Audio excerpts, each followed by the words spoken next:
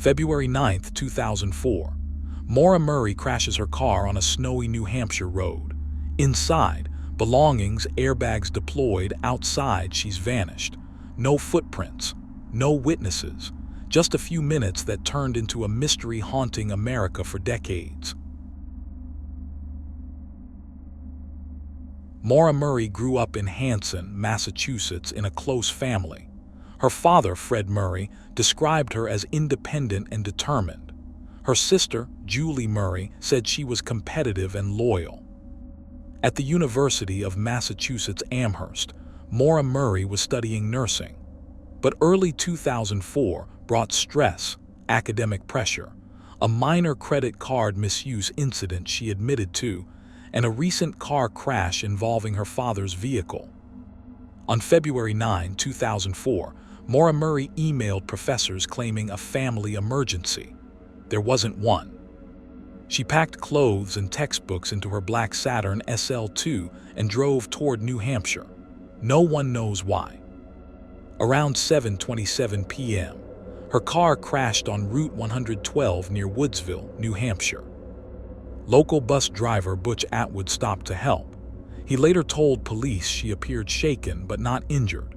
She refused assistance and asked him not to call police, saying she had already contacted roadside help. He called 911 anyway. When an officer from the Haverhill Police Department arrived minutes later, the car was locked.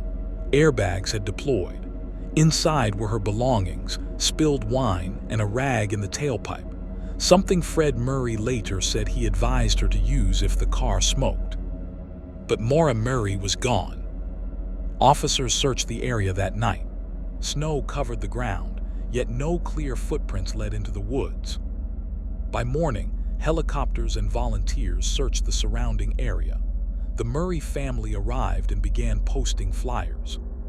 The timeline was tight. Between the crash and police arrival, only minutes passed. Investigators focused on the last confirmed sighting, Butch Atwood's encounter. Why refuse help? Why avoid police? And how did Maura Murray disappear without leaving a trace? Search dogs tracked Maura Murray's scent briefly down the road. Then it stopped abruptly, as if she had entered a vehicle. That detail shifted the investigation. Police questioned drivers and residents along Route 112, asking if anyone had seen a young woman walking or hitchhiking that night. No one reported helping her. Investigators searched Maura Murray's dorm room at the University of Massachusetts Amherst. They found packed belongings, printed MapQuest directions, and emails referencing a family emergency that did not exist. Her bank records showed recent ATM withdrawals. Her phone activity stopped shortly after the crash. No calls, no messages, no confirmed sightings. Her father, Fred Murray, retraced her steps himself while volunteers searched nearby areas. Media attention grew, but investigators faced a problem. No confirmed abduction, no confirmed sighting after the crash, no clear evidence of foul play. Theories quickly formed. One suggested Maura Murray had been drinking, panicked after the accident, and fled into the woods to avoid trouble, possibly succumbing to freezing temperatures. But search teams noted there were no confirmed footprints leading into the forest. Dogs followed her scent along the road, then lost it. Another theory suggested someone picked her up before police arrived. Over time, several local individuals were questioned and properties were searched. No charges were filed. As speculation expanded online, the case drew national attention. Podcasts, documentaries, and online forums dissected every detail of Maura Murray's life, from personal relationships to academic stress. Meanwhile, Fred Murray continued pushing for answers. He requested investigative records, hoping transparency might generate new leads. Years passed, and the central question remained unchanged. What happened to Maura Murray in the minutes after that crash? In 2008, new searches were conducted in the area where Maura Murray disappeared. In 2010, investigators executed a search warrant on a local property after receiving a tip. In later years, cadaver dogs and ground-penetrating radar were used at specific homes and wooded areas.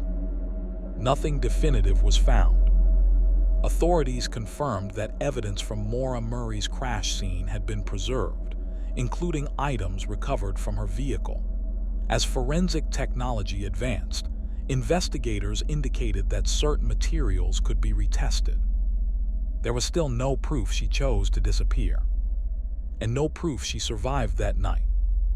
Over the years, the case remained open under the New Hampshire State Police, with assistance from local departments. Dozens of tips were investigated. Several individuals were questioned.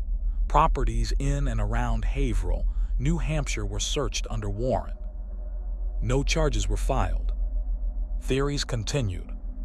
Some believe Maura Murray fled into the woods and died from hypothermia after the crash. Others believe she encountered someone who offered help, and that encounter ended in tragedy. Without physical evidence, neither theory has been proven. Her father, Fred Murray, continued pressing for answers. He organized independent searches, worked with private investigators, and sought access to case records. In 2021, after a prolonged legal process, Fred Murray reached an agreement with the state allowing limited access to previously withheld investigative documents. The case was not solved, but the file remained active. Evidence from Maura Murray's vehicle has been preserved for potential future testing. Investigators have stated that advances in forensic science could still provide answers. There has been no confirmed suspect, no arrest, no trial, only a crash on a winter road, a short window of missing time, and a disappearance that remains unexplained. More than 2 decades later, the question is unchanged. What happened to Maura Murray after her car was found on Route 112? For the Murray family, there has been no resolution, no arrest, no explanation for what happened to Maura Murray. Authorities state the case remains active. Investigators continue to review tips and preserved evidence. More than 2 decades have passed since Maura Murray disappeared after crashing her car in Haverhill, New Hampshire. Her father, Fred Murray, has spent years retracing her last known steps, organizing searches and pressing for transparency. Her sister, Julie Murray, has remained publicly vocal, working to keep attention on the case. Despite media coverage, documentaries, and online analysis, the central mystery remains unchanged. What happened in the minutes between the crash and the arrival of police? Did Maura Murray flee into the woods and succumb to the elements? Did she accept a ride from someone who never came forward? There is no confirmed evidence proving either scenario. Investigators have preserved key items from her vehicle. Advances in forensic science mean future testing is still possible. Authorities have stated that one credible tip could shift the case. Until then, the disappearance of Maura Murray remains unsolved. An open investigation, a short gap in time, and a question that still has no answer. If you have thoughts on what may have happened, share them below. Cases like this remain alive because people continue to discuss them. Thank you for watching.